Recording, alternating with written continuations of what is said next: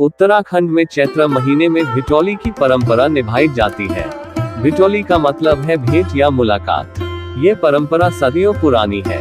पुराने समय में जब पहाड़ के दूर गांव में ब्याही गई बेटियां अपने मायके के लोगों से मिल नहीं पाती थी और मायके पक्ष के लोग भी अपनी बेटियों से नहीं मिल पाते, ऐसे में बुजुर्गों ने एक परंपरा बनाई थी।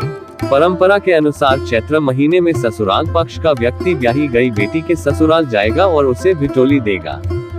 उत्तराखंड की बहू बेटियों के लिए क्यों खास है चैत्र महीना? वजह है बड़ी। तो हेलो दोस्तों, कैसे हैं आप सभी लोग? आई होप कि आप सभी अच्छे से ही होंगे। दोस्तों, आज का ब्लॉग थोड़ा अलग होने वाला है। दोस्तों, आज के ब्लॉग में हम जानेंगे कि चैत्र महीना इतना महत्वपूर्ण क्यों है माँ बहन बहू बेटियों के लिए। दोस्तों, इसका भी एक कारण है। दोस्तों, आज का ब्लॉग शुरू करने से पहले अगर आप मेरे चैनल पर नए हैं तो सब्सक्राइब जरूर करें। अगर आपको ये जानकारी पसंद आई हो तो शेयर जरूर करें और लाइक भी जरूर करें। तो ब्लॉग शुरू करते हैं। भाई लेकर जाता है भिटौली ये केवल लोक पर्व नहीं है, ये ब्याही गई बेटियों के लिए एक व्यवस्था है। चैत्र महीने में ब्याही गई बेटियों का भाई उनके लिए भिटौली लेकर जाता है। अगर किसी का भाई नहीं है तो माता पिता भिटौली लेकर जाते हैं। वह कहती है कि एक समय में पहाड़ की अर्थव्यवस्था बहुत कमजोर हुआ करती थी। ऐसे में ब्याही गई बेटी ससुराल में अच्छे से रह पा रही है या नहीं, ये देखने के लिए भाई बहन के ससुराल जाता था। साथ ही उपहार स्वरूप कपड़े, कले, भेंट आदि भी लेकर जाता था और उसकी कुशलक्षेम पूछता था। इसे एक तरह की व्यवस्था या परंपरा कहा जा सकता है। चैत्र के महीने में विवाहिताओं को दी जाती है भिटौली। जानिए पूरी कहानी मेरे ब्लॉग के माध्यम से। उत्तराखंड के पहाड़ी इलाकों में घुघुती पक्षी को विवाहिताओं के लिए मायके की याद दिलाने वाला पक्षी भी कहा जाता है।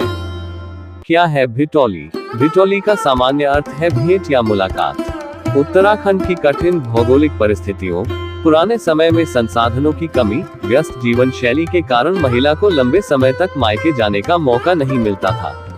ऐसे में चैत्र में मनाई जाने वाली भिटौली के जरिए भाई अपनी विवाहित बहन के ससुराल जाकर उससे भेंट करता था। उपहार स्वरूप पकवान लेकर उसके ससुराल पहुंचता था। भाई बहन के इस अटूट प्रेम और मिलन को ही भिटौली कहा जाता है।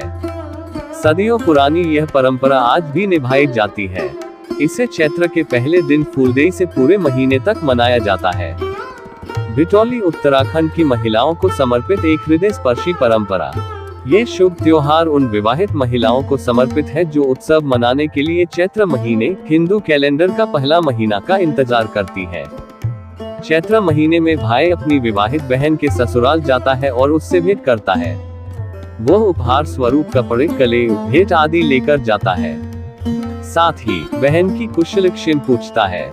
इस परंपरा को आगे बढ़ाना हमारे ही हाथ में है क्योंकि ये परंपरा अब खत्म होती जा रही है।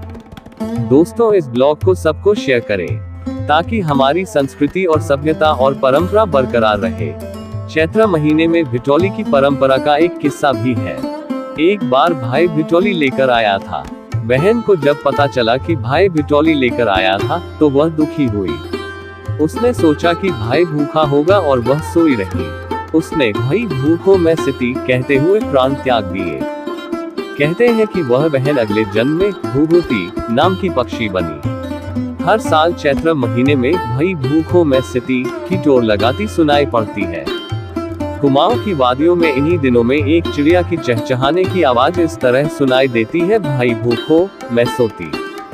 यही कारण है कि इस चिड़िया के चहकने से ही ब्याहताओं को अपने मायके की याद आने लगती है।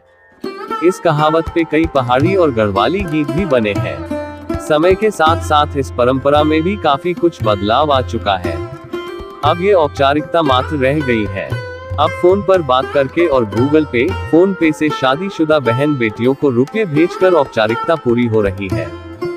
दोस्तों, इस परंपरा को हमें ही आगे ले जाना होगा, लेकिन इसके लिए हम सबको एक होना होगा और जो हमारे पूर्वज ये परंपरा बना के गए हैं उसे विलुप्त होने से बचाना होगा। तो दोस्तों, ये है एक छोटा सा प्रयास मेरे ब्लॉग द्वारा।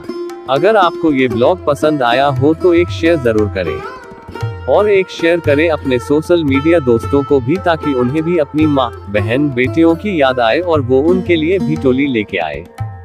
तो दोस्तों अब इस ब्लॉग को यहीं पे समाप्त करता हूँ और मिलता हूँ एक और ब्लॉग में इसी चैनल पे। तब तक आप मेरे इस चैनल को सब्सक्राइब करके रखें और बेल आइकन जरूर दबाएं ताकि मेरा आने वाला हर ब्लॉग आप सभी को सबसे पहले मिल जाए, क्योंकि मैं आप सभी के लिए ऐसे ही नई नई जानकारी और देवी देवताओं की कहानी और महिमा और जानकारी लेके आता रहता हूँ।